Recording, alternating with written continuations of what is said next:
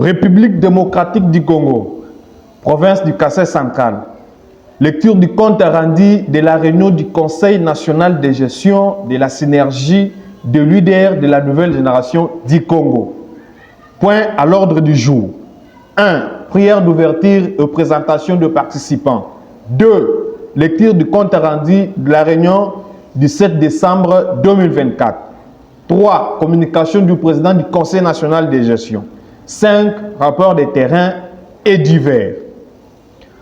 Après la présentation, nous sommes passés au deuxième point en rapport avec la lecture du compte rendu de la réunion du 7 décembre 2024. Point 3. Communication du président national du Conseil de gestion. Le président a commencé par saluer les participants et leur a souhaité le meilleur vœu de bonne année 2025. Il a fait un aperçu sur le compte rendu de la réunion du 7 décembre 2024 et a précisé à l'Assemblée qu'il a déjà pris langue avec le coordonnateur provincial des CNDH pour une série de formations ou une remise à niveau de nos membres. Le président a insisté sur la prise de conscience de nos membres, surtout pour la participation à des réunions. Il a ensuite fait un rappel général sur le fonctionnement et la mission de la synergie en République démocratique du Congo. Il a profité de la même occasion pour lancer un message fort aux membres, je cite, « Il n'est pas seulement bon de changer la page, mais par moments, il faut aussi changer le livret, dit-on. » Synergie des leaders de la nouvelle génération du Congo ne regroupe pas seulement le mouvement associatif, mais aussi les jeunes leaders de la République démocratique du Congo en général et de la province du Kassai central pour ce qui est du Kassai central. Il a saisi l'occasion pour dire merci aux leaders et membres des associations pour leur attitude et comportement responsable affichés lors de convocation du gouverneur de province du Kassai central à Kinshasa par le VPM de l'Intérieur. Il a fini la communication par la lecture des décisions nommant les animateurs du Conseil national de gestion. Point 4. Le rapport des terrains.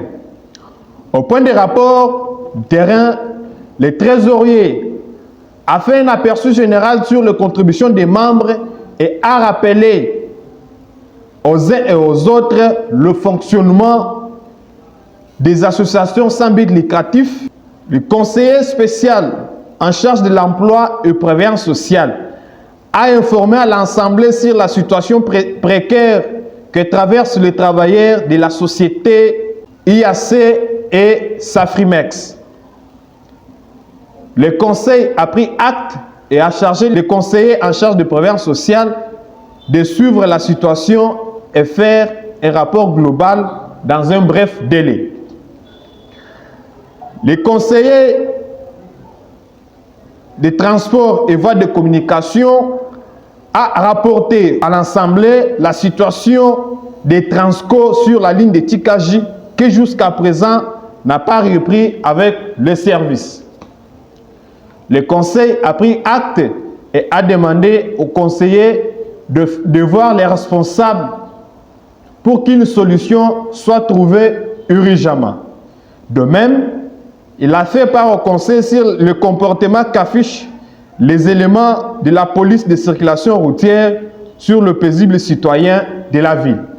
Le conseiller a demandé au Conseil de prendre les dispositions nécessaires et de faire rapport dans un bref délai. Le conseiller en matière de hydrocarbures et électricité a fait part au Conseil sur la situation de l'eau et électricité sur la ville de Kananga depuis le départ du chef de l'État Félix Antoine Tshisekedi Tshilombo. L'eau ne coule pas au robinet et l'électricité n'est pas en permanence. Le Conseil a pris acte du rapport et a demandé aux conseillers d'écrire au gouverneur de province sur la situation et un rapport est attendu dans un bref délai. Le conseiller en matière de culture et art a fait part au conseil sur la situation de la musée de la province du Kassai central qui a perdu presque sa beauté, et le conseil a demandé aux conseillers de voir les responsables des musées et de trouver une solution, et un rapport est attendu dans un bref délai. Le conseiller en matière de la santé a fait part au conseil sur la situation qui sévit dans la zone de santé de Katoka, où dans certains centres de santé, on fait payer plusieurs fois aux malades le fiche pour la même situation et par plusieurs personnels du centre. Et a ensuite informé les conseils sur la situation des ventes illégales de plein-plinette dans les écoles de la ville de Kanang, alors que c'est un aliment réservé aux enfants malnutris. Le conseil a pris acte et a demandé aux conseillers de déposer un rapport détaillé dans un bref délai afin que la synergie puisse saisir l'autorité compétente. En termes de recommandations, les participants ont recommandé qu'un projet soit soumis au conseil dans le cadre de l'encadrement de la jeunesse. Une demande a été reformulée aux membres d'être actifs. Commencé à 15 h, la réunion a pris fin à 18 h. Je vous remercie.